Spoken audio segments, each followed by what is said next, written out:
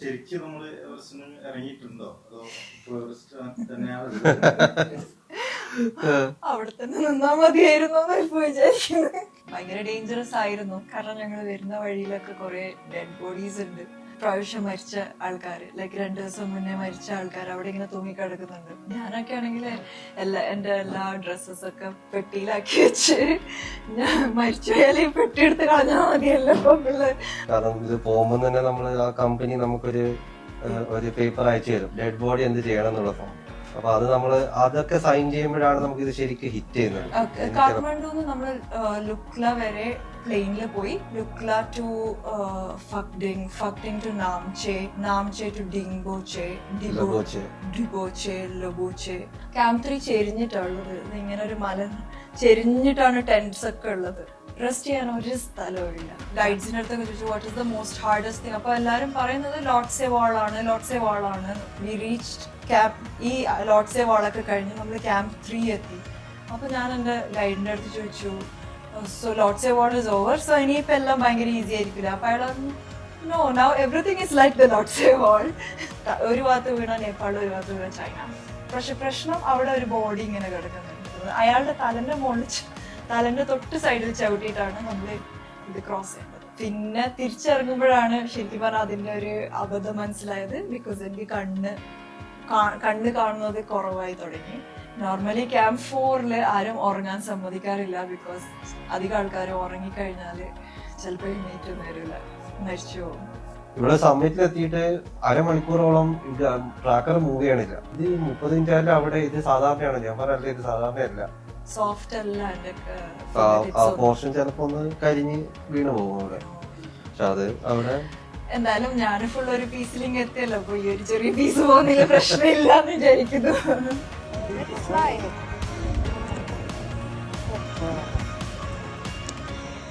ലോകത്തെ ഏറ്റവും ഉയരം കൂടിയ കൊടുമുടിയായ എവറസ്റ്റ് കീഴടക്കിയ സഫ്രീന ലത്തീഫാണ് ഗൾഫ് മാധ്യമത്തോടൊപ്പം ചേരുന്നത്. സഫ്രീനയും അവരുടെ ഭർത്താവ്, അവരുടെ യാത്രകളിൽ എപ്പോഴും തുണയായ ഭർത്താവ് ഡോക്ടർ ഷമീൽ മുസ്തഫയുമുണ്ട്. അല്ല, ശരിക്കും നിങ്ങളിപ്പോൾ എവറസ്റ്റിൽ നിന്ന് ഇറങ്ങിയിട്ടുണ്ടോ അതോ ഇപ്പോൾ എവറസ്റ്റ് തന്നെ ആണോ? അവിടെ തന്നെ നിന്നാ മതിയായിരുന്നു എന്ന് ഇപ്പൊ വിചാരിക്കുന്നത്. അല്ല, ശരിക്കും എന്താ പറയാ, ഭയങ്കര ഡേഞ്ചറസ് ആയിരുന്നു. എത്രയും പെട്ടെന്ന് അതിന്റെ മുകളിൽ നിന്ന് താഴെ എത്തണം. അതല്ലെങ്കിൽ കാരണം ഞങ്ങൾ വരുന്ന വഴിയിലൊക്കെ കുറെ ഡെഡ് ബോഡീസ് ഉണ്ട്. ഈ പ്രാവശ്യം മരിച്ച ആൾക്കാര്, ലൈക്ക് 2 ദിവസം മുന്നേ മരിച്ച ആൾക്കാർ അവിടെ ഇങ്ങനെ തൂങ്ങിക്കിടക്കുന്നുണ്ട്.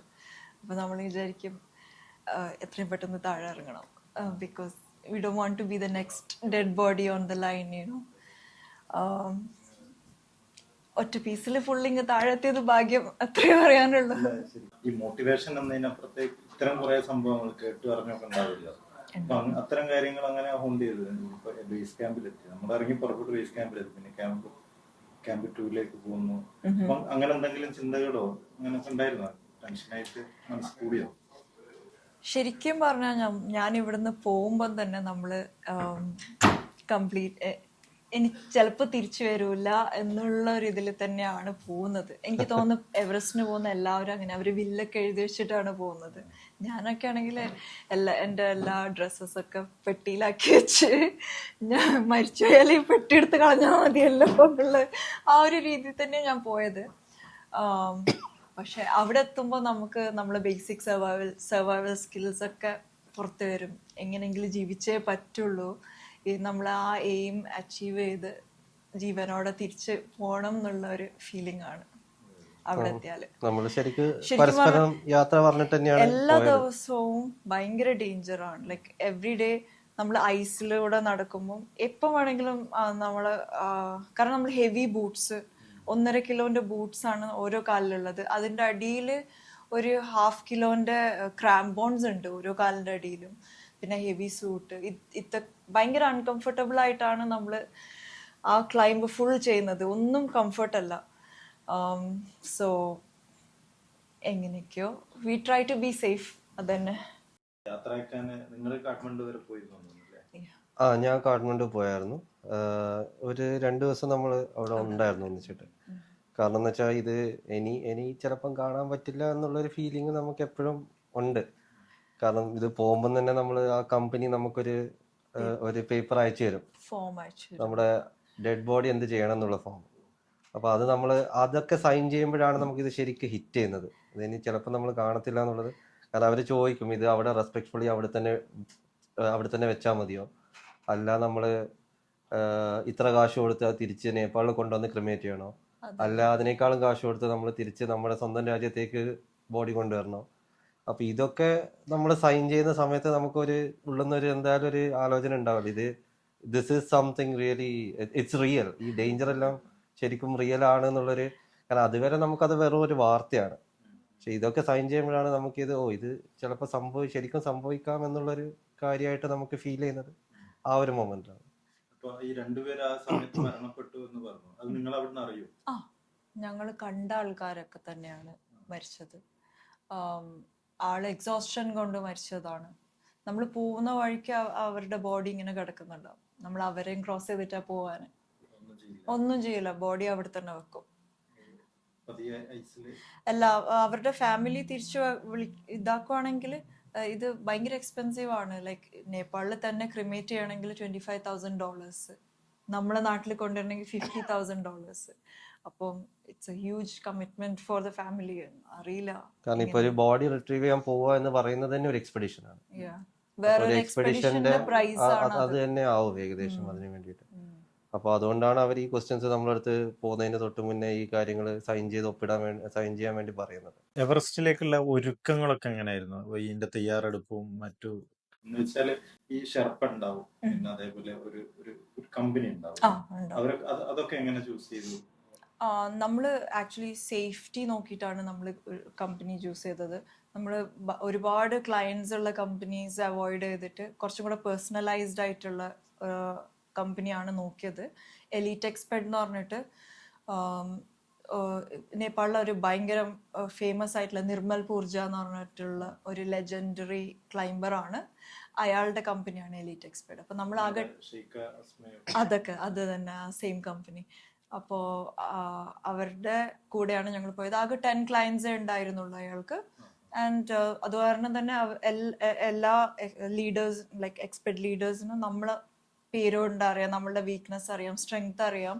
അപ്പം നമുക്ക് അതിനനുസരിച്ചിട്ടുള്ള ഒരു ഗൈഡിനെയും അവർ പ്രൊവൈഡ് ചെയ്തു. നമ്മളുടെ ഒരു ടെമ്പറമെൻറ്റ് അനുസരിച്ചിട്ടുള്ള, ലൈക്ക് ഞാൻ ഫാസ്റ്റ് പോകുന്ന ആളാണെങ്കിൽ ഫാസ്റ്റ് അതിനനുസരിച്ചിട്ടുള്ള ഷെർപ്പ, സ്ലോ ആയിട്ട് ഞാൻ കുറച്ച് സ്ലോ ആയിട്ടാണ് ഫുൾ ചെയ്തത്. അപ്പോൾ എനിക്ക് അതിന് പറ്റിയ ഒരു ഷെർപ്പനെയാണ് എനിക്ക് തന്നത്. ലൈക്ക് ഭയങ്കര പേഷ്യൻറ്റും അയാൾ ഇടയ്ക്കിടയ്ക്ക് മോട്ടിവേറ്റ് ചെയ്തുകൊണ്ടിരിക്കുകയായിരുന്നു. ഞാനിങ്ങനെ അയാളോട് ചോദിക്കും, ഞാൻ തിരിച്ചു പോട്ടെ, എന്നെ കൊണ്ട് പറ്റില്ല. അപ്പോൾ അയാൾ പറയും, പറ്റില്ല ദീദി, we will go to the summit എന്നിങ്ങനെ ഭയങ്കര മോട്ടിവേഷണൽ ആയിരുന്നു അയാൾ. അതും കൂടെയാണ് എൻ്റെ ഒരു സമ്മിറ്റ് സക്സസ് എന്ന് പറയുന്നത്. ബേസ് ക്യാമ്പിൽ നമ്മൾ April 12th നമ്മൾ കാഠ്മണ്ഡുന്ന് വിട്ടത്. എന്നിട്ട് 21st നമ്മൾ ബേസ് ക്യാമ്പിൽ. കാഠ്മണ്ഡുന്ന് നമ്മൾ ലുക്ല വരെ പ്ലെയിനിൽ പോയി. ലുക്ല മുതൽ നമ്മൾ നടന്നു തുടങ്ങി. ലുക്ല 2100 ഓൾട്ടിറ്റ്യൂഡ്. എന്നിട്ട് Lukla to Phakding to Namche to Dingboche, Deboche, Lobuche. എന്നിട്ട് ഫൈനലി നമ്മൾ ലൊബൂച്ചെന്ന് നേരെ ബേസ് ക്യാമ്പിലെത്തി. 9 days ആണ് ടോട്ടലി എടുത്തത്. പിന്നെ ബേസ് ക്യാമ്പിൽ എത്ര ദിവസം? അവിടെ ഈ സീസൺ ഓപ്പൺ ആവുന്നത് വരെ ബേസ് ക്യാമ്പിലായിരിക്കും. ബേസ് ക്യാമ്പിൽ പിന്നെ ബേസ് ക്യാമ്പിന് ചുറ്റും കുറേ മൗണ്ടൻസ് ലൈക്ക് പുമോറി എന്ന് പറഞ്ഞിട്ടുണ്ട്. പിന്നെ നമ്മൾ ഈ കുംബു ഗ്ലേഷ്യേഴ്സിലേക്ക് ഇങ്ങനെ എല്ലാ ദിവസവും നമ്മൾ ഓരോ ട്രെക്കിങ്ങിന് ചെയ്തുകൊണ്ടിരിക്കും, ഓരോ ഹൈറ്റിലേക്ക്, ഡിഫറെൻറ്റ് ഹൈറ്റിലേക്ക്. 5800, 6000, 6100 ഇങ്ങനെ പോയിക്കൊണ്ടിരിക്കും. ഒരിക്കലും നമ്മൾ ബേസ് ക്യാമ്പിൽ വെറുതെ ഇരിക്കില്ല. വളരെ ചുരുക്കം റെസ്റ്റ് ഡേയ്സ് ഉണ്ടായിരുന്നു. ഇല്ല, ബേസ് ക്യാമ്പ് ആക്ച്വലി കുംബു ഗ്ലേഷ്യറിന്റെ മുകളിൽ തന്നെയാണ്. നമ്മൾ ഉള്ളതൊക്കെ നമ്മളെ ടെന്റിന്റെ അടിയിലൊക്കെ ഐസ് തന്നെയാണ്. പിന്നെ ഈവനിങ് ആകുമ്പോൾ എല്ലാ ദിവസവും സ്നോ ചെയ്യും മിക്കവാറും. സോ തണുപ്പ് തന്നെയാണ് എന്താണെങ്കിലും. അതിനു മുന്നേ നമ്മളൊരു 28-ന് 21-നാണ് ബേസ് ക്യാമ്പിലെത്തിയത്. അന്ന് മുതൽ 28 വരെ നമ്മൾ ഫുൾ ട്രെയിനിങ് ആയിരുന്നു. 28-ന് നമ്മൾ മുകളിലോട്ട് പോയി. ക്യാമ്പ് 1, ക്യാമ്പ് 2, ക്യാമ്പ് 3 വരെ ഹിറ്റ് ചെയ്ത് അങ്ങനെ 4 ദിവസം കൊണ്ട് നമ്മൾ തിരിച്ച് വീണ്ടും ബേസ് ക്യാമ്പിലേക്ക് വന്നു. ഇതൊരു ട്രെയിൻ, ഇത് അക്ലൈമറ്റൈസേഷൻ ആണ്. നമ്മൾ 7,000 വരെ പോയിട്ട് തിരിച്ചു വരുന്നത് നമ്മളെ ബോഡി അതിനായിട്ട് അക്ലൈമറ്റൈസ് ചെയ്യാൻ വേണ്ടിയിട്ട്. അതാവുമ്പോൾ നമ്മളിനി സമ്മിറ്റ് പുഷിന് പോകുമ്പോൾ നമുക്ക് കുറച്ചും കൂടി ഈസിയർ ആണ്. നമ്മുടെ ബോഡി ഓൾറെഡി അഡ്ജസ്റ്റഡ് ആണ്. അതല്ലെങ്കിൽ നമ്മളിങ്ങനെ ശ്വാസം മുട്ടിയിട്ട് ഇങ്ങനെ ഉണ്ടാവാൻ ഫുൾ ടൈം. ഇല്ലില്ല, ഒന്നുമില്ല. ഓക്സിജൻ സിലിണ്ടർ നമ്മൾ സമ്മിറ്റ് പുഷിന് ക്യാമ്പ് 3 എത്തിയാൽ അവർ തരും. കാരണം നമ്മൾ ഡെഡ് സോണിലേക്കാണ് പോകുന്നത്. അവിടുന്ന് മുകളിലോട്ടേക്ക് ഓക്സിജൻ സിലിണ്ടർ. അതുവരെ ഓക്സിജൻ ഇല്ല. സമ്മിറ്റ് പുഷ് May 14-നാണ് സ്റ്റാർട്ട് ചെയ്തത്. നമ്മൾ സമ്മിറ്റ് വിൻഡോ അവർ കണ്ടത് May 18-ആണ്. സോ 14-ന് നമ്മൾ ക്യാമ്പ് 2 നേരെ ബേസ് ക്യാമ്പിൽ നിന്ന് നേരെ ക്യാമ്പ് 2-ൽ പോയി. അവിടെ ഒരു ദിവസം നിന്ന് അടുത്ത ദിവസം ക്യാമ്പ് 3-ൽ പോയി. അവിടെ ഒരു നൈറ്റ് നിന്ന് അടുത്ത ദിവസം രാവിലെ ക്യാമ്പ് 4 പോയി. ക്യാമ്പ് 4-ന്ന് അന്ന് നിൽക്കൂല, ഡയറക്റ്റ്ലി രാത്രി സമ്മിറ്റ് പുഷിന് പോയി. ക്യാമ്പ് 4-ൽ ഒരു 3-4 മണിക്കൂർ ജസ്റ്റ് റെസ്റ്റ് ചെയ്യുള്ളൂ. സോ ബേസിക്കലി നമ്മൾ ക്യാമ്പ് 3 മുതൽ ഒരേ കണ്ടിന്യൂസ്. ക്യാമ്പ് 3-ന്ന് ക്യാമ്പ് 4-ലേക്ക് ഏകദേശം 13 മണിക്കൂർ എടുത്തു. അത് കഴിഞ്ഞിട്ട് ഒരു 3 മണിക്കൂർ 4 മണിക്കൂർ റെസ്റ്റ്. ആ സമയത്ത് ഭക്ഷണം കഴിക്കുക, വെള്ളം കുടിക്കുക, ഇത് മാത്രമേ ഉള്ളൂ. അത് കഴിഞ്ഞിട്ട് പിന്നെ 14 മണിക്കൂർ സമ്മിറ്റിലേക്ക്, പിന്നെ തിരിച്ച് 10 മണിക്കൂർ താഴെ, എന്നിട്ടാണ് ആദ്യമായിട്ട് റെസ്റ്റ് ചെയ്യുക. ഭക്ഷണം ഒന്നുമില്ല, അന്നേരം ഇല്ല. അവര് ക്യാമ്പ് 2, 3-ലേക്കും 4-ലേക്കും ഡീഹൈഡ്രേറ്റഡ് ഫുഡ് കൊണ്ടുപോയിട്ടുണ്ട്, ലൈക്ക് പാക്കറ്റ് ഫുഡ്. അതിൽ ജസ്റ്റ് ഹോട്ട് വാട്ടർ ഒഴിച്ച് കഴിക്കാൻ പറ്റും. പക്ഷെ ഈ ഒരു ആൾട്ടിറ്റ്യൂഡിൽ നമുക്ക് തീരെ ആപ്പറ്റൈറ്റ് ഉണ്ടാവില്ല, ഒരു ടേസ്റ്റ് ഒന്നും തോന്നൂല, കഴിക്കാൻ തോന്നൂല. സോ മോസ്റ്റ്ലി ആരും ഒന്നും കഴിക്കലില്ല. നമ്മൾ ആ ഒരു അഡ്രിനാലിൻ പമ്പിൽ ഇങ്ങനെ പോയിക്കൊണ്ടിരിക്കുകയാണ്. അതാണ്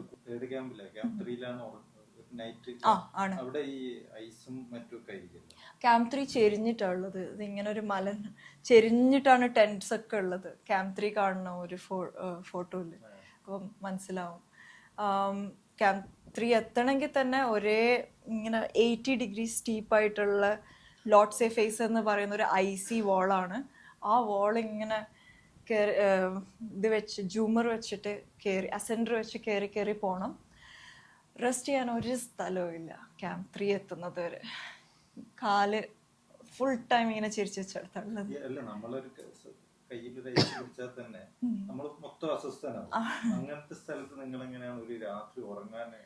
നമ്മൾ സ്ലീപ്പിംഗ് ബാഗ് ഒക്കെ അതിനായിട്ട് എക്യുപ്ഡ് ആണ്. ലൈക്ക് -40 ഡിഗ്രീസ് വരെ നല്ല ചൂടിൽ നിൽക്കുന്ന സ്ലീപ്പിംഗ് ബാഗാണ്. പിന്നെ നമ്മൾ ആ സൂട്ട് അത് ഊരൂല. നമ്മൾ ക്യാമ്പ് 2-ന്ന് അത് ഇട്ട് കഴിഞ്ഞാൽ പിന്നെ സബ്മിറ്റ് ചെയ്ത് തിരിച്ചു വരുന്നത് വരെ ആ സൂട്ടിൽ തന്നെയാണ്. അത് ഊരുന്ന ഇതില്ല. അതും -40 വരെ പോകും. സോ നമ്മളെ വസ്ത്രവും നമ്മളെ ഗിയറും ഒക്കെ ശരിയായാൽ നമുക്ക് ശരിക്കും പറഞ്ഞാൽ വെതർ ഒരു അത്ര വലിയൊരു പ്രശ്നമല്ല. It's always like good bad clothing makes you feel ഇത്. ഈ യാത്രയിൽ ഏതെങ്കിലും ഒരു നിമിഷം ഇത് മതിയാക്കി നിർത്തി പോകാമെന്നുള്ളൊരു തീരുമാനം അല്ലെങ്കിൽ അങ്ങനെ ഒരു തോന്നൽ എപ്പോഴും ഉണ്ടായിരുന്നു? സോ എനിക്ക് തോന്നിയത് നമ്മൾ റൊട്ടേഷന് ക്യാമ്പ് 3-ന്റെ ഈ ലോട്ട്സെ വാളിൻ്റെ തൊട്ട് താഴെ വരെയായിരുന്നു പോയത്. അപ്പോൾ ഞാൻ എൻ്റെ ഗൈഡ്സിൻ്റെ അടുത്തൊക്കെ ചോദിച്ചു what is the most hardest thing. അപ്പോൾ എല്ലാവരും പറയുന്നത് ലോട്ട്സെ വാളാണ്. കാരണം അതൊരു സ്റ്റീപ്പ് ഐസി വാളാണ്. അതിൻ്റെ മുകളിൽ നമ്മൾ ക്രാംബോൺസ് വെച്ചിട്ട് കയറണം. അത് കുറച്ച് പാടുള്ള, നമ്മൾ ലൈക്ക് ഫിസിക്കലി ഭയങ്കര പാടാണ്. അപ്പോൾ ഫൈനലി സമ്മിറ്റ് പുഷിൻ്റെ സമയത്ത് വി റീച്ച്ഡ് ക്യാമ്പ്. ഈ ലോട്ട്സെ വാളൊക്കെ കഴിഞ്ഞ് നമ്മൾ ക്യാമ്പ് 3 എത്തി. അപ്പോൾ ഞാൻ എൻ്റെ ഗൈഡിൻ്റെ അടുത്ത് ചോദിച്ചു so Lhotse wall is over, so ഇനിയിപ്പോൾ എല്ലാം ഭയങ്കര ഈസി ആയിരിക്കില്ല. അപ്പോൾ അയാൾ പറഞ്ഞു no, now everything is like the Lhotse wall. അപ്പോഴാണ് ഞാൻ എൻ്റെ ഇതെന്തുകൊണ്ട് നമ്മുടെ അടുത്ത് നേരത്തെ പറഞ്ഞില്ല, ഇതിപ്പോൾ ഇങ്ങനെ ഞാൻ മേലയിലെത്തും എന്നിങ്ങനെ. ശരിക്കും ആ സമയത്ത് ഞാനൊന്ന് ശരിക്കും പേടിച്ചു പോയിരുന്നു. ബട്ട് എന്തുകൊണ്ടോ സമ്മിറ്റ് പുഷ് എന്നുള്ള ഒരു സമ്മിറ്റിലെത്തണം എന്നുള്ള ഒരു ഇതുകൊണ്ട് അതൊന്നും അറിയാതെ ഇങ്ങനെ എങ്ങനെയൊക്കെയോ മേലെത്തി. ക്യാമ്പ് 4 കഴിഞ്ഞാൽ എവറസ്റ്റ് തന്നെയാണ് നമ്മളെ മുന്നിലുള്ളത്. ശരിക്കും നമ്മൾ രാത്രിയാണ് സമ്മിറ്റ് പുഷ് ചെയ്യുന്നത്. അതായത് 8 മണിക്കാണ് നമ്മൾ ക്യാമ്പ് 4 വിടുന്നത്.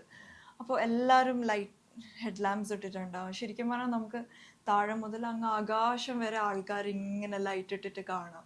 അപ്പോൾ നമ്മളിങ്ങനെ ആലോചിക്കും, ഓ ഇതെങ്ങനെ ഇപ്പം ഈ ആകാശം വരെ കയറിപ്പോന്നിങ്ങനെ വിചാരിക്കും. ഹിലറി സ്റ്റെപ്പ് സമ്മിറ്റിന്റെ തൊട്ട് മുന്നെയാണ്, ലൈക്ക് ഒരു 50 മീറ്റേഴ്സ് മുന്നെയാണ്. അതൊരു റിഡ്ജാണ്. സോ നമ്മൾ ക്യാമ്പ് 4 ഇറങ്ങുമ്പം കാണുന്നത് സൗത്ത് സമ്മിറ്റ് ആണ്. അതായത് അതൊരു ഫോൾസ് സമ്മിറ്റ് ആണ്, like it's not the true summit. അതും കഴിഞ്ഞ് ഒരു വലിയ റിഡ്ജ് കഴിഞ്ഞിട്ടാണ് ശരിക്കുള്ള സമ്മിറ്റ് എത്തുന്നത്. അത് കുറച്ച് മണിക്കൂർ നടക്കാനും ഉണ്ട്. ആ റിഡ്ജിൽ ഒരാൾക്ക് മാത്രമേ പാസ് ചെയ്യാൻ പറ്റുള്ളൂ. പക്ഷെ നമ്മൾ പോയ ടൈമിൽ ഭയങ്കര തിരക്കായിരുന്നു, അങ്ങോട്ടും ഇങ്ങോട്ടും ആൾക്കാർ പാസ് ചെയ്യുന്നു. ശരിക്കും പറഞ്ഞാൽ ഭയങ്കര ഡേഞ്ചറസ് ആയിരുന്നു. ഒരു ഭാഗത്ത് വീണ നേപ്പാൾ, ഒരു ഭാഗത്ത് വീണ ചൈന. ഒരു കാല് വെക്കേണ്ട സ്ഥലമേ അവിടെ ഉള്ളൂ ആ റിഡ്ജിൽ. ഹിലറി സ്റ്റെപ്പ് അതൊരു സ്റ്റോൺ, ഭയങ്കര റോക്കി സ്റ്റെപ്പാണ്. ഇപ്പം നമ്മളുടെ പ്രശ്നം എന്ന് വെച്ചാൽ ക്രാംബോൺസ് ആണ്. ക്രാംബോൺസ് സ്നോ ഐസിനുള്ളതാ. റോക്കിന്റെ മുകളിൽ അതിങ്ങനെ വെക്കുമ്പോൾ ഗ്രിപ്പില്ല, നമ്മൾ ഊരി വീണോണ്ടിരിക്കും. അതെങ്ങനെയൊക്കെയോ ക്രോസ് ചെയ്യണം. പക്ഷെ പ്രശ്നം അവിടെ ഒരു ബോഡി ഇങ്ങനെ കിടക്കുന്നുണ്ട്. ഹിലറി സ്റ്റെപ്പിലാണ് ഒരു പഴയ ബോഡി, ഗ്രീൻ ബൂട്ട്സ് എന്ന് പറഞ്ഞിട്ടൊരു ബോഡി കിടക്കുന്നത്. അയാളുടെ തലന്റെ മുകളിൽ, തലന്റെ തൊട്ട് സൈഡിൽ ചവിട്ടിയിട്ടാണ് നമ്മൾ ഇത് ക്രോസ് ചെയ്യേണ്ടത്. ഞാനാണെങ്കിൽ അയാളുടെ തലന്റെ മേലെ 1 മണിക്കൂർ വെയിറ്റ് ചെയ്തു, ബിക്കോസ് ഓഫ് ഭയങ്കര തിരക്ക്. തലന്റെ സൈഡിൽ ചവിട്ടിയിട്ടാണ് നിൽക്കുന്നത്. അയാളുടെ ബോഡി അവിടെ ഇങ്ങനെ കിടക്കുന്നുണ്ട്. അതും കുറെ വർഷം പഴക്കമുള്ള ബോഡിയാണ് അത്. ബട്ട് ഇറ്റ്സ് പക്ഷേ ഇന്നലെ കിടന്ന് ഉറങ്ങിയ മാതിരി ഉണ്ടാവുന്നതാണ് പറഞ്ഞത്. അത് ക്രോസ് സമ്മിറ്റ് ശരിക്കും പറഞ്ഞാൽ ഞങ്ങള് തിരക്കൊന്നും ഉണ്ടായിരുന്നില്ലെങ്കിൽ ഒരു 6-6:30 എത്തേണ്ടതാണ്. അല്ല, രാവിലെ ഞങ്ങള് രാത്രി 8 മണിക്കോ വിട്ടത്. 6:30 ആകുമ്പോൾ എത്തേണ്ടതാണ്. ബട്ട് നമ്മളുടെ വെദർ വിൻഡോ ഭയങ്കര നല്ലതായത് കാരണം ഒരു 400 പീപ്പിൾ ഒന്നിച്ച് സബ്മിറ്റ് ചെയ്യാൻ നോക്കുന്നു. 400. So it was a big line. നമ്മളിങ്ങനെ വെയിറ്റ് ചെയ്ത് ഇങ്ങനെ നിന്ന് ഒരു 3 to 4 hours നമ്മൾ വെയിറ്റ് ചെയ്തത്. അങ്ങനെയാണ് എനിക്ക് ഇത് ഫ്രോസ്റ്റ് ബൈറ്റ് കിട്ടും. കാരണം നമ്മൾ അനങ്ങാതെ നിൽക്കുമ്പം ഫുൾ കൈയും കാലൊക്കെ തണുത്ത് മരവിക്കാൻ തുടങ്ങും, ബ്ലഡ് ഫ്ലോ ഇല്ലാതാവും. That's how we get frostbite. നമ്മളിങ്ങനെ ഫുൾ ടൈം ഇങ്ങനെ അടിച്ചോണ്ടിരിക്കും, കാലും കൈയും ഒക്കെ ഇങ്ങനെ ഇതാക്കിക്കൊണ്ടിരിക്കും, ബ്ലഡ് ഫ്ലോ ഇതാക്കാൻ വേണ്ടിയിട്ട്. ഞാൻ 10:30 എത്തിയത്. ഞാൻ ആക്ച്വലി ലാസ്റ്റ് എത്തിയത് ബിക്കോസ് ഞാൻ ഈ ഹിലറി സ്റ്റെപ്പും ഇവിടെ റിഡ്ജിലൊക്കെ ഇങ്ങനെ വെയിറ്റ് ചെയ്തു. ബിക്കോസ് ഭയങ്കര തിരക്കായിരുന്നു, അങ്ങോട്ടും ഇങ്ങോട്ടും ആൾക്കാർ ഇറങ്ങാൻ അടികൂടുന്നു. അപ്പം ആക്സിഡന്റ് ഉണ്ടാവാൻ ഭയങ്കര പ്രശ്നമായിരുന്നു. അല്ല, ഒരു കാല് വെക്കേണ്ട വീതിയുള്ളൂ. ഒരു കാല്, അടുത്ത കാല് വെക്കുമ്പോഴത്തേക്കും നമ്മൾ ശരിക്കും പറഞ്ഞാൽ ഇങ്ങനെ ഊരി വീഴും, പേടിയാവും. ഞാൻ ഇവളുടെ ഇതിന്റെ അകത്തുള്ള വീഡിയോസ് ഉണ്ടായിരുന്നു. ഒരു കാല് കഷ്ടിച്ചു വെക്കാം, അതിലൂടെയാണ് 2 ഭാഗത്തേക്കും ആൾക്കാർ പോകുന്നത്. അതും അതിന്റെ ഇടയിൽ വലിയ ഹോൾസ് ഉണ്ടാവും ചിലപ്പോ. അപ്പൊ രണ്ടാക്ക് ശരിക്കും പറഞ്ഞാൽ ഇറങ്ങാനും ഇതാക്കാനൊന്നും പറ്റില്ല. ഹിലറി സ്റ്റെപ്പ് ഫോർ എക്സാമ്പിൾ ഈ റൂമിന്റെ ഇതേ ഉള്ളൂ, but it's very rock straight അല്ല, ഇങ്ങനെ ആണ്. ഇങ്ങനെ മലന്റെ ഒരു റിഡ്ജാണ്. ആ റിഡ്ജ് ഇങ്ങനെ മേലെ കൂർത്തിരിക്കുന്നത് 2 സൈഡിലേക്കും താഴെ പിന്നെ ഒന്നുമില്ല, താഴെ കാണുന്നുമില്ല, ഒന്നുമില്ല. 10:25 ഞാൻ എത്തിയത്. രാവിലെ 20. സൂര്യൻ 5 o'clock തന്നെ പൊന്തിയിട്ടുണ്ടായിരുന്നു. അത് ഭയങ്കര രസമായിരുന്നു, ഭയങ്കര കളേഴ്സും ഒക്കെ ആയിരുന്നു. പിന്നെ ഞാൻ ലാസ്റ്റ് ആയത് കാരണം, എല്ലാവരും തിരിച്ചിറങ്ങിയത് കാരണം സമ്മിറ്റ് കാലിയായിരുന്നു. അപ്പൊ ഞാനൊരു നോർമലി ആൾക്കാർ 5 to 10 minutes ആണ് സമ്മിറ്റിൽ നിൽക്കുക. ഞാൻ 45 minutes നിന്നു. അവിടെ നിന്നാണ് ഞാൻ എൻ്റെ കണ്ണടക്ക് ഊരി ഫുള്ളിങ്ങനെ ആസ്വദിച്ചുകൊണ്ട് ഇങ്ങനെ ഇരിക്കുന്നത്. പിന്നെ തിരിച്ചിറങ്ങുമ്പോഴാണ് ശരിക്കും പറഞ്ഞാൽ അതിൻ്റെ ഒരു അബദ്ധം മനസ്സിലായത്. ബിക്കോസ് എനിക്ക് കണ്ണ് കാണുന്നത് കുറവായി തുടങ്ങി അവിടുന്ന് തന്നെ. പിന്നെ എനിക്ക് തല കറങ്ങാൻ തുടങ്ങി ബിക്കോസ് ഓഫ് ലോ ഓക്സിജൻ. ഞാൻ എൻ്റെ ഓക്സിജൻ മാസ്ക് ഊരി വെച്ചിട്ടൊക്കെയാണ് ഇങ്ങനെ ആസ്വദിച്ചത്. പിന്നെ എൻ്റെ ഷെർപ്പ, അപ്പം എനിക്ക് തലകറങ്ങി റിഡ്ജിലൊന്നും കാല് വെക്കുന്നത് കാണാതായി. ലൈക്ക് എവിടെയാണ് ഞാൻ കാല് വെക്കുന്നത് ഒന്നും മനസ്സിലാവാതായി. പിന്നെ അയാൾ എൻ്റെ ഇത് കെട്ടിയിട്ട് അയാൾ മെല്ലെ ഇങ്ങനെ ഗൈഡ് ചെയ്തു. ചെറുങ്ങനെയാണ് ഞാൻ താഴോട്ടേക്ക് ഇറങ്ങിയത്. ഈ തിരിച്ചിറക്കാണ് ഏറ്റവും ഡേഞ്ചർ. ഭയങ്കര ഡേഞ്ചർ ആയിരുന്നു. പിന്നെ ഫുൾ വൈറ്റ് ഔട്ട് ആവാനും തുടങ്ങി. ലൈക്ക് മഞ്ഞ് വന്നും ഇതായിട്ട് ആ സൂര്യനൊക്കെ പോയി. അതുകൊണ്ട് തന്നെ ഞാൻ തിരിച്ച് കണ്ണട ഇട്ടിട്ടില്ല, സൂര്യൻ പോയത് കാരണം. അതും കൂടെയാണ് താഴെ എത്തുമ്പോഴേക്കും കംപ്ലീറ്റ്ലി സ്നോ ബ്ലൈൻഡ് ആവാൻ റീസൺ. എത്ര മണിക്ക് ഞാൻ നോർമലി നമ്മൾ ക്യാമ്പ് 2 വരെ തിരിച്ചെത്തണം. ഞാൻ ക്യാമ്പ് 4 മാത്രമേ എത്തിയിട്ടുള്ളൂ. എന്നിട്ട് അന്ന് രാത്രി അവിടെ കിടന്നുറങ്ങി. ബിക്കോസ് ഞാൻ 4:30 PM ആയി തിരിച്ച് ക്യാമ്പ് 4 എത്തണമെങ്കിൽ. നോർമലി ആൾക്കാരെ ക്യാമ്പ് 2 ഒരു രാത്രി 8-9 PM ഒക്കെ ആകുമ്പോഴേക്കും ക്യാമ്പ് 2 എത്തും. അപ്പോൾ എൻ്റെത് 4:30 PM ആയപ്പോൾ പിന്നെ ഞാനിങ്ങനെ ഈ തലകറക്കോ ഇതൊക്കെ ആയതുകൊണ്ട് എൻ്റെ ഗൈഡ് പറഞ്ഞു, it's not safe to go down in the dark, നമുക്കിന്ന് ഇവിടെ കിടന്നുറങ്ങാം. നോർമലി ക്യാമ്പ് 4 ആരും ഉറങ്ങാൻ സമ്മതിക്കാറില്ല. ബിക്കോസ് അധികം ആൾക്കാരും ഉറങ്ങിക്കഴിഞ്ഞാൽ ചിലപ്പോൾ എഴുന്നേറ്റൊന്നും വരില്ല, മരിച്ചു പോകും. അതാണ് അവിടെ മരിച്ച ഒരു ഫിലിപ്പിനോക്ക് പറ്റിയത് അതായിരുന്നു. അയാൾ അവിടെ കിടന്നുറങ്ങും. ബട്ട് വേറെ വഴിയില്ല. സ്നോ ബ്ലൈൻഡ്നെസ്സും ഭയങ്കര ഒരുപാട് ലേറ്റും ആയി. സോ അതൊരു അവിടുന്ന് ഒരു ടാക്ടിക്കൽ ഡിസിഷൻ ആയിരുന്നു. അയാൾ എനിക്ക് ഓക്സിജൻ നല്ല കൂട്ടി വെച്ചിട്ട് ഉറങ്ങിക്കോന്ന് പറഞ്ഞു. അങ്ങനെയാണ് ഉണ്ടായത്. എന്നിട്ട് അടുത്ത ദിവസം രാവിലെ എഴുന്നേറ്റ് വി വെന്റ് ടു ക്യാമ്പ് 2. അവർക്ക് ഇത് പ്രശ്നമൊന്നുമില്ല. ഇല്ല, അവര് ഡിഫറെന്റ് ബ്രീഡാണ്. അവര് നമുക്കത് ഒരിക്കലും, എസ്പെഷ്യലി ഇത് പിന്നെ ഈ പുള്ളിക്കാരിയുടെ കൂടെ ഉണ്ടായിരുന്ന ഷെർപ്പ ഇത് 6ാമത്തെ വട്ടമാണ് എവറസ്റ്റ് കയറുന്നത്. അപ്പം ഇവർക്ക് ഈ എക്സ്പീരിയൻസ് ഉണ്ട്. പിന്നെ ഷെർപ്പാസിന് ജനറ്റിക്കലി തന്നെ അവർക്ക് ഓക്സിജൻ കുറച്ചും കൂടെ പ്രോസസ്സ് ചെയ്യാനുള്ള പവേഴ്സ് ഒക്കെ ഉണ്ട്. അപ്പൊ അത് എവല്യൂഷന്റെ ഒരു പാർട്ടാണ് അത്. ഇവരുടെ ഈ മൂവ്മെന്റ് നിങ്ങളിപ്പോ ബേസ് ക്യാമ്പിൽ നിന്നാണെന്ന് തോന്നുന്നു, ഫോണ് ബന്ധമില്ല. ബേസ് ക്യാമ്പിൽ നിന്നാണ് നമ്മൾ ആക്ച്വലി ഇന്റർനെറ്റും കാര്യങ്ങളൊക്കെ ഉള്ളത്. അത് കഴിഞ്ഞാൽ പിന്നെ ഒന്നുമില്ല. ഗാർമിൻ ട്രാക്കർ യൂസ് ചെയ്തിട്ടാണ്. ഗാർമിൻ മെസ്സഞ്ചർ എന്ന് പറഞ്ഞിട്ട് ഒരു ഡിവൈസ് മേടിച്ചായിരുന്നു. അപ്പോൾ അതിൻ്റെ അകത്ത് എനിക്ക് സെഫ്രീൻ ചെയ്ത മൊബൈലിന് ട്രാക്കിംഗ് ഓൺ ആക്കുമ്പോൾ ഓരോ ദിവസം സ്റ്റാർട്ട് ചെയ്യുമ്പോൾ ട്രാക്കിംഗ് ഓൺ ആക്കും. അപ്പോൾ എനിക്ക് അലേർട്ട് വന്ന് എനിക്ക് ഗൂഗിൾ മാപ്സ് മാതിരി പോകുന്നത് നമുക്ക് പോവാം. ഫോണുണ്ട്, പക്ഷെ ഉപയോഗിക്കാൻ പറ്റത്തില്ല, അത് ബാഗിൽ തന്നെയായിരിക്കും. പക്ഷെ നമുക്ക് ആ കൂടെയുള്ള ഒരു കണക്ഷൻ ഈ ഒരു ട്രാക്കർ മൂവ് ചെയ്യുന്നത് കാണാം. അത് വാച്ച് ചെയ്യുന്നു. നമ്മള് ഒരു ഗ്രൂപ്പ് ഓഫ് ഫ്രണ്ട്സ് ഉണ്ടായിരുന്നു, നമ്മളിവിടെ ഫാമിലി ഫ്രണ്ട്സ് ആയിട്ടുള്ള. നമ്മൾ ആരും ഒരു 4 ദിവസത്തേക്ക് മര്യാദയ്ക്ക് ഉറങ്ങിയിട്ടില്ല. കാരണം ഈ 14 വിട്ടിട്ട് 18 ഇവിടെ സമ്മിറ്റിലെത്തിയിട്ട് അരമണിക്കൂറോളം ട്രാക്കർ മൂവ് ചെയ്യണില്ല. ഇവിടെ 45 മിനിറ്റ് അവിടെ നിന്നത് അറിയില്ല. അപ്പൊ എൻ്റെ അടുത്ത് എൻ്റെ ഫ്രണ്ട്സൊക്കെ വിളിച്ചു നോക്കിയാൽ, അല്ല ഇത് 30 മിനിറ്റ് ആയാലും അവിടെ ഇത് സാധാരണയാണ്. ഞാൻ പറഞ്ഞല്ല, ഇത് സാധാരണയല്ല. എന്നിട്ട് ഞാൻ ഈ കമ്പനിയുടെ എക്സ്പെഡിഷൻ ലീഡിനെ ഞാൻ വിളിച്ചു ചോദിച്ചു. ആ പുള്ളിക്കാരൻ ബേസ് ക്യാമ്പിലായിരുന്നു. അപ്പം ഞാൻ പുള്ളിക്കാരൻ വിളിച്ചു ചോദിച്ചു, സെഫ്രീന റീച്ച് പക്ഷെ മൂവ് ചെയ്യണില്ല, എന്തെങ്കിലും പ്രശ്നം ഉണ്ടോ എന്നുള്ളത് ചോദിച്ചു. അപ്പം പുള്ളിക്കാരൻ കുറച്ച് കഴിഞ്ഞിട്ട് എന്നെ വിളിക്കാമെന്ന് പറഞ്ഞിട്ട് പറഞ്ഞു, ഇല്ല ഞാനിപ്പം ഗൈഡിൻ്റെ അടുത്ത് പല റേഡിയോ ഇത് വെച്ചിട്ട് സംസാരിച്ചു, അപ്പോൾ അവരിപ്പം താഴോട്ട് വരാൻ തുടങ്ങുവാണ്, വേറെ കുഴപ്പമൊന്നും ഇല്ല എന്ന് പറഞ്ഞു.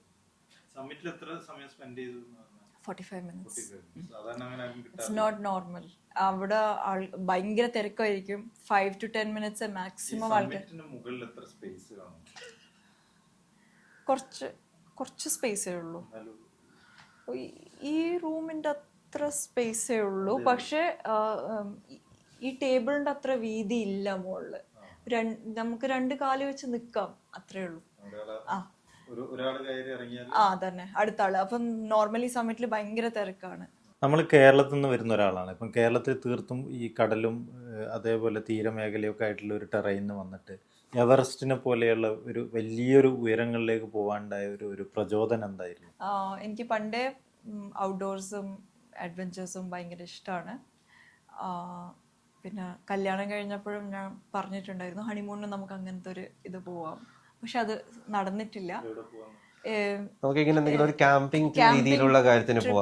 നമുക്കെന്തോ സിംഗപ്പൂർ ഔട്ട്ഡോർ എന്തോ അങ്ങനെ എന്തോ പറഞ്ഞിരുന്നു. ബട്ട് അത് നടന്നിട്ടില്ല.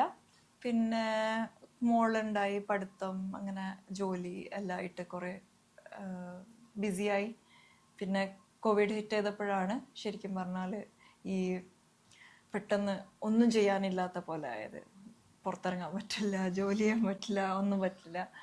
സോ ആ ടൈമിലാണ് നമ്മൾ ഒന്ന് ഹെൽത്ത് കോൺഷ്യസ് ആയി മാറിയതും. ആൻഡ് ഈ ഡ്രീം വീണ്ടും പുറത്തേക്ക് വന്നു. നമ്മൾ കുറച്ച് ഓടാൻ തുടങ്ങി, നമ്മൾ ഹാഫ് മാരത്തോൺ ചെയ്തു. അങ്ങനെ അത്രയും നല്ലൊരു ഹെൽത്തി ആയപ്പോഴാണ് നമ്മൾ കിളിമഞ്ചാരോ, ഒരു ഫ്രണ്ട് അറിഞ്ഞിട്ട് കിളിമഞ്ചാരോ ട്രൈ ചെയ്യാമെന്ന് വിചാരിച്ചത്. അതൊരു അടിപൊളി എക്സ്പീരിയൻസ് ആയിരുന്നു. ഞങ്ങളുടെ ഫ്രണ്ട്സിൻ്റെ കൂടെയാണ് പോയത്. നമ്മൾ 2 കപ്പിൾസ് നമ്മളൊരു പ്രൈവറ്റ് എക്സ്പെഡിഷൻ ബുക്ക് ചെയ്തിട്ട് നമ്മൾ സമ്മിറ്റും ചെയ്തു. സോ സമ്മിറ്റും കൂടെ ചെയ്തപ്പോൾ അത് ഭയങ്കര ഒരു സമ്മിറ്റും ചെയ്തു. നമ്മൾ കിളിമഞ്ചാരോയുടെ സമ്മിറ്റിൽ നമ്മൾ ഒരു ദിവസം താമസിച്ചു. അത് സ്പെഷ്യൽ പെർമിഷൻ വേണം. അത് ആ സമയത്ത് ചലഞ്ചിങ് ആയിരുന്നു. അത് ഫസ്റ്റത്തെ ഇതായിരുന്നു. പിന്നെ നമ്മുടെ മാത്രം സ്വന്തം ട്രെയിനിങ് ആയിരുന്നു. നമ്മൾ ഒരു 3 മാസത്തോളം പ്രൊഫഷണൽ ഹെൽപ്പ് ഒന്നും ഇല്ലാതെ നമ്മൾ ഇതായിരിക്കാം എന്നും പറഞ്ഞിട്ട് നമ്മൾ എൻ്റെ ഒരു മെഡിക്കൽ എക്സ്പീരിയൻസും ഒക്കെ വെച്ചിട്ട് നമ്മൾ ചെയ്തതായിരുന്നു. പക്ഷെ അത് കയറിയപ്പോഴാണ് മനസ്സിലായത് ആ ചെയ്തതൊന്നും ഒന്നുമല്ല. ഇത് ഫുൾ ബോഡി തന്നെ നമ്മൾ അതിനു വേണ്ടി ട്രെയിൻ ചെയ്യേണ്ടതാന്നുള്ളത് മനസ്സിലായത് അത് കഴിഞ്ഞ് വന്നപ്പോഴാണ് മനസ്സിലായത്. കാരണം കാല് മാത്രം പോരാ, വെറുതെ 15 കിലോമീറ്റർ നടന്നാ പോരാ, അത് പോരാ. ഈ ബാഗ് ഇട്ടിട്ട് ബാഗ് ഇടുന്നെങ്കിൽ ബാക്കിലത്തെ മസിൽസ് മൊത്തം സ്ട്രോങ് ആയിരിക്കണം. നമ്മൾ എല്ലാ സ്റ്റെപ്പും വടി കുത്തിയിട്ടാണ് പോകുന്നത്. അപ്പൊ അതിന് വേണ്ടിയിട്ട് നമ്മുടെ കൈയുടെ മസിൽസ് സ്ട്രോങ് ആയിരിക്കണം. ബാക്ക് സൈഡ് ഫുള്ള് സ്ട്രോങ് ആയിരിക്കണം. പിന്നെ വേറൊന്ന് മനസ്സിലായത്, നമുക്ക് എല്ലാ മലയും ഇറങ്ങുമ്പോഴാണ് ഇഞ്ചുറീസ്. കയറുന്ന സമയത്ത് നമ്മൾ ഭയങ്കര സൂക്ഷിച്ച് പതുക്കെയാണ് നമ്മൾ പോകുന്നത്. പക്ഷെ താഴോട്ടേക്ക് ഇറങ്ങുമ്പോൾ നമ്മൾ പൊതുവേ മിക്ക സ്റ്റെപ്സും നമ്മൾ ഗ്രാവിറ്റിക്ക് വിട്ടുകൊടുത്ത് ഈ സ്ക്രീ റണ്ണിങ് എന്ന് പറയും, ആ രീതിയിലാണ് നമ്മൾ ഇറങ്ങുന്നത്. അപ്പൊ ആ സമയത്താണ് ഉള്ള വീഴ്ചകളും ഉളുക്കുകളും എല്ലാം വരുന്നത്. ആ സമയത്താണ് നിങ്ങൾ രണ്ടുപേരും ഒന്നിച്ചാണ് ഈ മലകളൊക്കെ കയറാനും കൊടുമുടി കയറാനുള്ളത്. കിളിമഞ്ചാരോ നമ്മൾ ഒന്നിച്ചിട്ടാണ് ചെയ്തത്. പിന്നെ നമ്മള് അത് കഴിഞ്ഞിട്ട് അക്കോൺകാഗുവ പോയി, അർജന്റീനയിലുള്ള. രണ്ടുപേരും ഒന്നിച്ചിട്ടാണ്. എവറസ്റ്റ് മാത്രമേ ഉള്ളൂ ഞാൻ പോവാതിരുന്നത്. പോവാതിരുന്നത് നന്നായി എന്ന് വിചാരിക്കുന്നു ഞാൻ. കാരണം എനിക്ക് തോന്നുന്നില്ല എനിക്ക് ഈ സാധനം കംപ്ലീറ്റ് ചെയ്തിട്ട് തിരിച്ചു വരാൻ പറ്റുന്നുള്ളത്. കാരണം ഇവൾക്ക് എന്റെ ലിമിറ്റ് അറിയാം. അപ്പൊ അക്കോൺകാഗുവ കയറിയതിനു ശേഷമായിരുന്നോ എവറസ്റ്റിലേക്ക് അങ്ങനെ ഒരു കയറാനുള്ള ഒരു തീരുമാനം ഉണ്ടാവുന്നത്? അക്കോൺകാഗുവ 7000 മീറ്റേഴ്സിന്റെ അടുത്താണ്. സോ ഈ 7 സമ്മിറ്റ്സിൽ അക്കോൺകാഗുവ കഴിഞ്ഞാൽ ഇനി നെക്സ്റ്റ് ഹയസ്റ്റ് എവറസ്റ്റ് ആണ്. അപ്പോൾ എനിക്ക് എപ്പോഴും ഞാൻ എന്ത് ചെയ്താലും അതിൻ്റെ ഏറ്റവും ഹയസ്റ്റ് പോയിന്റ് എത്തണം എന്നുള്ള ഒരു വാശിയുള്ള ഒരാളാണ് ഞാൻ. സോ അക്കോൺകാഗുവ ചെയ്തപ്പോൾ ഞാൻ പറഞ്ഞു, if we can do this, we can do Everest too എന്നൊരു ഇതുണ്ടായി. ഒന്നും പറ്റിയില്ലെങ്കിൽ എന്തായാലും ഒരിക്കലും അറ്റംപ്റ്റ് ചെയ്യണം എന്നുള്ളത് നമ്മൾ ഉറപ്പിച്ചത്. അക്കോൺകാഗുവ എന്നാണ് നമ്മൾ ഉറപ്പിച്ചത്. അക്കോൺകാഗുവ കഴിഞ്ഞ് തിരിച്ചു വന്നപ്പോൾ തന്നെ നമ്മൾ ഒരു പേഴ്സണൽ ട്രെയിനറെ ഹയർ ചെയ്തു. അയാളുടെ അടുത്ത് ക്ലിയർ ആയിട്ട് പറഞ്ഞു, നമ്മളൊരു 2 to 3 ഇയേഴ്സിനുള്ളിൽ എന്തായാലും എവറസ്റ്റ് ചെയ്യാനാണ് plan. So please train us for that. അയാൾ ഞങ്ങളെ അതിനായിട്ട് ട്രെയിൻ ചെയ്തോണ്ട് ഉണ്ട്. അയാള് ആദ്യത്തെ നമ്മളിത് പറഞ്ഞപ്പോ അയാൾ ഇങ്ങനെ ചിരിച്ചു. പിന്നെ രണ്ടാഴ്ച കഴിഞ്ഞിട്ട് അയാൾ അപ്പൊ പുള്ളിക്കാരൻ ആദ്യം നമ്മളടുത്ത് പറഞ്ഞു, ഐ ഹാവ് നോ ഐഡിയ. പുള്ളിക്കാരൻ കെനിയനാണ്, എറിക് എന്നാണ് പേര്. എറിക് എന്നാണ് പേര്. സൂപ്പർ അടിപൊളി മനുഷ്യനാണ്. നമ്മളടുത്ത് ആദ്യം പറഞ്ഞു, I have no idea how to train. ആളൊരു ബോഡി ബിൽഡറാണ്, ഗിവ് മീ സം ടൈം എന്ന് പറഞ്ഞു. പിന്നെ 2 ആഴ്ച കഴിഞ്ഞിട്ട് പുള്ളിക്കാരൻ ഒരുമാതിരിപ്പെട്ട പബ്ലിക്കേഷൻസും എങ്ങനെ ട്രെയിൻ ചെയ്യണം എന്നുള്ള പേപ്പേഴ്സും വീഡിയോസ് ഇതെന്താ ചെയ്യുന്നതെന്നൊക്കെ കണ്ടുപഠിച്ച് ഒരു 2 ആഴ്ച കഴിഞ്ഞിട്ട് എന്നെ വിളിച്ചിട്ട് പറഞ്ഞു, ഇപ്പൊ എനിക്കൊരു ഐഡിയ ഉണ്ട് എന്ത് ചെയ്യണം എന്നുള്ളത്. അപ്പൊ പുള്ളിക്കാരൻ പറഞ്ഞു, നിങ്ങൾക്ക് മസിൽസ് വേണ്ട, പക്ഷെ എൻഡ്യൂറൻസ് വേണം, സ്ട്രെങ്ത് വേണം. അപ്പൊ ഇതിന് ഓരോന്നിനും, കാരണം മസിൽസ് കൊണ്ടുപോകും തോറും കൂടുതൽ ഓക്സിജൻ ആവശ്യം വരും. അപ്പം മസിൽസ് ശരിക്കും പറഞ്ഞ ഒരു ബാധ്യതയാണ്.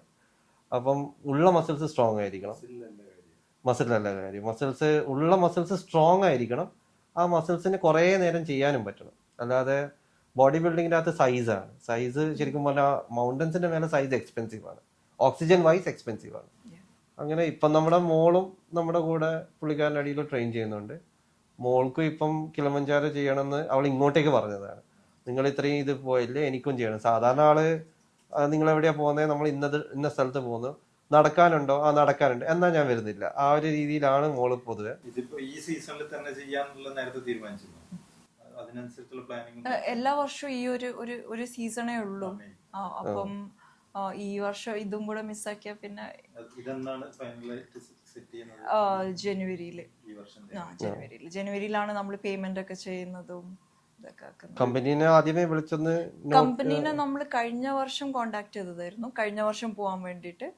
പിന്നെ ഫൈനലി ഇഞ്ചുറി കാരണം പോകാൻ പറ്റിയില്ല. അപ്പൊ വീണ്ടും ഈ വർഷം വീണ്ടും സെയിം കമ്പനി. അപ്പം നീണ്ടൊരു തയ്യാറെടുപ്പിനൊടുവിലാണ് എവറസ്റ്റിലേക്ക് പോകുന്നത്. ഇപ്പം ഈ വിവരങ്ങൾ എവറസ്റ്റിലേക്കാണ് പോകുന്നതെന്നും ഇതൊക്കെ വീട്ടുകാരായിട്ട് ഷെയർ ചെയ്തിരുന്നു, നേരത്തെ അവരെ അറിയിച്ചിരുന്നു? എൻ്റെ പാരൻസും സിബ്ലിങ്സും മാത്രമേ അറിയുള്ളൂ, പിന്നെ ഒരു 5-6 ഫ്രണ്ട്സും. വേറെ പാരന്റ്സ് അറിഞ്ഞത് തന്നെ പോകുന്നതിന്റെ 2 ദിവസം മുന്നെയാണ് പറഞ്ഞത്. ഒന്ന് ഇങ്ങോട്ട് വരുമോ ചോദിച്ചാൽ, എന്തിനാ, സെഫ്രി ഒരു മല കയറാൻ പോകുന്നുണ്ട്. അപ്പം അവര് വന്നു. ഇവര് സെഫ്രി പോയത് 8-ാം തീയതിയാണ്. അപ്പൊ ഇവര് വരുന്നത് 5-ാം തീയതിയാണ് ഖത്തറിലേക്ക് വരുന്നത്. ഏപ്രിൽ 8-നാ സെഫ്രി പോയത്. അപ്പം 5-ാം തീയതി വന്നപ്പോഴാണ് പറഞ്ഞത് സെഫ്രീനെ എവറസ്റ്റ് കയറാനാ പോകുന്നത്. പിന്നെ നല്ല കരച്ചിലും ഒക്കെ ആയിരുന്നു. മാക്സിമം ശ്രമിച്ചു ഉമ്മ 3 ദിവസത്തിന്റെ അകത്ത് എങ്ങനെയും പിന്തിരിപ്പിക്കാന്. ഉമ്മ എല്ലാ ദിവസവും ബേസ് ക്യാമ്പിൽ ഫോൺ ചെയ്ത ഉമ്മ പറയും, വേണ്ട തിരിച്ചു വന്നോ. ആ ക്യാമ്പ് 1 എത്തിയില്ലേ, മതി, ഇനി തിരിച്ചു വന്നോ, അത്രേ മോട്ടിവേഷൻ ഇവിടുന്ന് മാത്രമേ വരുള്ളൂ. പിന്നെ നമ്മുടെ ഗ്രൂപ്പ് ഓഫ് ഫ്രണ്ട്സും നമ്മള് ഒന്നിച്ച് കിളിമഞ്ചാരോ പോയ ഫ്രണ്ട്സ്, ഇവരൊക്കെയാണ് നമ്മുടെ ഫ്രണ്ട്സ് ഗ്രൂപ്പ്. ശരിക്കും പറഞ്ഞാൽ കഴിഞ്ഞ 3 years ആയിട്ട് നമ്മള് ഭയങ്കര ടൈഡ് അപ്പ് ആയിരുന്നു. Like every day gym, workout, no social gatherings. Friends ഒക്കെ വിളിക്കും, ഭക്ഷണം കഴിക്കാൻ പോവാം. അപ്പം നമ്മൾ പറയും ഇല്ല പറ്റില്ല, പുറത്തുനിന്ന് കഴിക്കാൻ വരുന്നില്ല. ബിക്കോസ് നമ്മുടെ ഡയറ്റും ഭയങ്കര റെസ്ട്രിക്റ്റഡ് ആയിരുന്നു. പിന്നെ നമ്മളെ ട്രിപ്സ് ഒക്കെ ഇതിന് ഭയങ്കര ഓറിയന്റഡ് ആയിരുന്നു. ലൈക്ക് ട്രെയിനിങ് ട്രിപ്സ്, ഇങ്ങനെ ഗ്ലേഷ്യർ ട്രെയിനിങ്, അത് ഇത് എന്നൊക്കെ പറഞ്ഞിട്ട് ട്രെക്കിങ്. ശരിക്കും പറഞ്ഞാൽ കഴിഞ്ഞ 3 years ആയിട്ട് we were so tied up.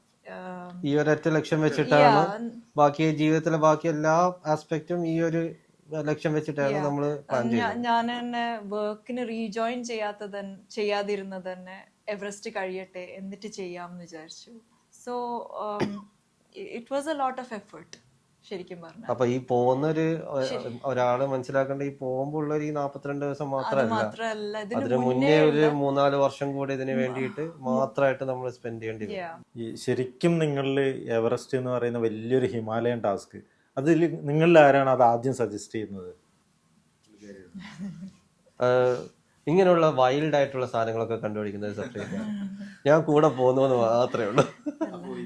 ശരിക്കും എവറസ്റ്റിലേക്ക് പോകുമ്പോൾ എവറസ്റ്റ് കീഴടക്കാൻ പോകുന്ന ആദ്യ മലയാളി വനിതയാണ് ഞാൻ, അങ്ങനെ ഒരു തോന്നൽ മനസ്സിലുണ്ടായിരുന്നോ? അറിയായിരുന്നോ? ഇത് സത്യം പറഞ്ഞാൽ അറിയില്ലായിരുന്നു. ഞാൻ ശരിക്കും വിചാരിച്ചു വേറെ ആളുണ്ട് അതിന്. കാരണം നമ്മൾ ആക്ച്വലി സാധാരണ ഈ മുന്നേ പോയതൊന്നും നമ്മൾ സോഷ്യൽ മീഡിയയിൽ പോസ്റ്റ് ചെയ്യുകയൊന്നും ചെയ്യാറില്ല. എന്റെ ഭയങ്കര ക്ലോസ് ഫ്രണ്ട്സ് അല്ലാതെ വേറെ ആർക്കും അറിയുമെന്ന് തന്നെ. നമ്മൾ ഈ കിളിമഞ്ചാരോ അത് ആദ്യമായിട്ട് ഇവളുടെ അങ്കിള് വെച്ച് പുള്ളിക്കാരൻ എല്ലായിടത്തും അറിയിച്ചതായിരുന്നു. നമ്മൾ സാധാരണ ക്ലൈംബ് ചെയ്യുന്ന നമ്മുടെ ഒരു ക്ലൈംബിംഗ് പ്ലഷർ എക്സ്പീരിയൻസിന് വേണ്ടിയിട്ട് നമ്മൾ ചെയ്യുന്നതാണ്. പിന്നെ ഇത് കയറി കഴിഞ്ഞപ്പോഴാണ് നമ്മുടെ കൂട്ടത്തിലുള്ള ഒരു ഫ്രണ്ട് ഷെയ്ഖ് ഹസനെ വിളിച്ചിട്ട് പറഞ്ഞു. അപ്പോഴാണ് ഇങ്ങനെ ഒരാൾ കയറി എന്ന് പറഞ്ഞു.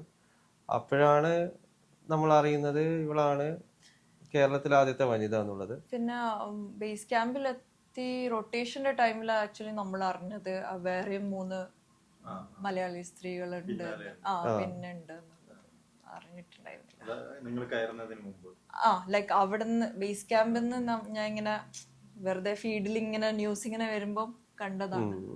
അപ്പോൾ എപ്പോഴാണ് തിരിച്ചറിയുന്നത് ആദ്യത്തെ മലയാളി വനിതയാണെന്ന റെക്കോർഡ് എനിക്ക് സ്വന്തം പേരിലാണെന്നുള്ള എപ്പോഴാണ് തിരിച്ചറിയുന്നത്?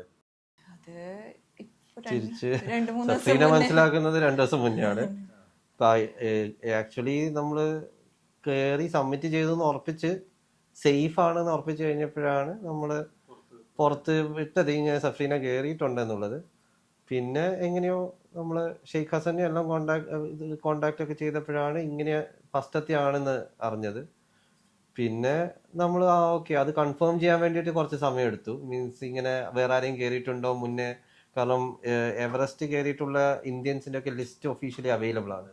അപ്പം പിന്നെ നമ്മൾ അതൊക്കെ എടുത്ത് നോക്കി, അതിൻ്റെ അകത്തൊന്നും വേറെ മലയാളീസിനെ ഒന്നും കണ്ടില്ല. അപ്പം പിന്നെ അങ്ങനെ ഉറപ്പിച്ചു. പിന്നെയാണ് ഷെയ്ഖ് ഹസനും കൂടെ പറഞ്ഞു, അല്ല നിങ്ങൾ തന്നെയാണ്, നിങ്ങളുടെ വൈഫ് തന്നെയാണ് ഫസ്റ്റത്തെ വനിത എന്ന് പറഞ്ഞു. പിന്നെ അവൻ തന്നെ ഡീറ്റെയിൽസ് ചോദിച്ചു. ഡീറ്റെയിൽസ് അങ്ങനെയാണ് ഷെയ്ഖ് ഹസൻ ആ പോസ്റ്റ് ഇട്ടത്. പുള്ളിക്കാരി അന്ന് രാത്രി ക്യാമ്പ് 4 കിടന്നുറങ്ങി, കണ്ണും കാണാനില്ല, ഫ്രോസ്റ്റ് ബൈറ്റും അടിച്ചു. അത് കഴിഞ്ഞിട്ട് പിറ്റേന്ന് ക്യാമ്പ് 2-ലെത്തി. അന്ന് ശരിക്കും പറഞ്ഞ ഹെലികോപ്റ്റർ വെതർ ഭയങ്കര മോശമായിരുന്നു. അപ്പൊ അന്ന് ഹെലികോപ്റ്റർ ഇവാക്യുവേഷൻ നടന്നില്ല. പിറ്റേന്ന് രാവിലെയാണ് ഹെലികോപ്റ്ററിൽ ലുക്ലയിൽ എത്തുന്നത്. ലുക്ലയിലെത്തി ഉച്ചയായപ്പോഴാണ് പുള്ളിക്കാർക്ക് ഇന്റർനെറ്റ് കിട്ടിയത്. എന്നേരാണ് അല്ല, എനിക്ക് അന്ന് ഇവിടുത്തെ ഉച്ച, അന്ന് അവിടുത്തെ വൈകുന്നേരം എനിക്ക് കണ്ണും കാണുന്നില്ല. എനിക്ക് ഫോൺ എടുത്ത് ആരെയും കമ്മ്യൂണിക്കേറ്റ് ചെയ്യാൻ പറ്റില്ല, ബിക്കോസ് കണ്ണ് ഫുൾ ഇങ്ങനെ കെട്ടി വെച്ചിട്ടായിരുന്നു ഉണ്ടായിരുന്നത്. പിന്നെ നേഴ്സ് വിളിച്ചിട്ടാണ്, അല്ല ഞാൻ ആ ക്ലൈംബിംഗ് നമ്മുടെ കമ്പനിയിൽ വിളിച്ചു, എലീറ്റ് എക്സ്പെർട്ടിൽ. അപ്പൊ ആ പുള്ളിക്കാരൻ അവിടെ ഒരാള് സഫ്രീയുടെ കൂടെ ഉണ്ടായിരുന്നു. ഫോൺ ചെയ്തിട്ട് അവിടെ നേഴ്സ് വഴി എന്നിട്ട് സംസാരിക്കുക ചെയ്തത്. അപ്പോഴാണ് സഫ്രീനെ ഇത് അറിഞ്ഞത്.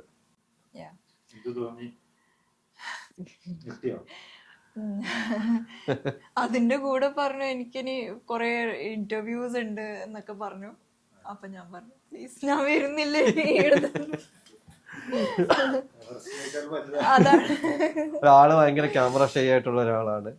അപ്പൊ അത് കാരണം അഭിമാനമുണ്ട് മലബാർ സ്ത്രീ എന്ന രീതിയില്. ഒരുപാട് പേർക്ക് പ്രചോദനം നൽകുന്ന ഒരു നേട്ടമാണ് ഇപ്പോൾ എവറസ്റ്റ് കീഴടക്കുന്ന ആദ്യ മലയാളി വനിത. ഈ നമ്മുടെ നാട്ടിലെ സ്ത്രീകളോടും പെൺകുട്ടികളോടൊക്കെ എന്ത് സന്ദേശമാണ് നൽകാനുള്ളത്? നമ്മളെ നാട്ടില് പ്രത്യേകിച്ച് സ്ത്രീകൾ അവരുടെ ആഗ്രഹങ്ങളൊക്കെ മാറ്റി വെച്ച് കുടുംബത്തിന് വേണ്ടിയിട്ട് ഇങ്ങനെ ടൈം ഇതാക്കും.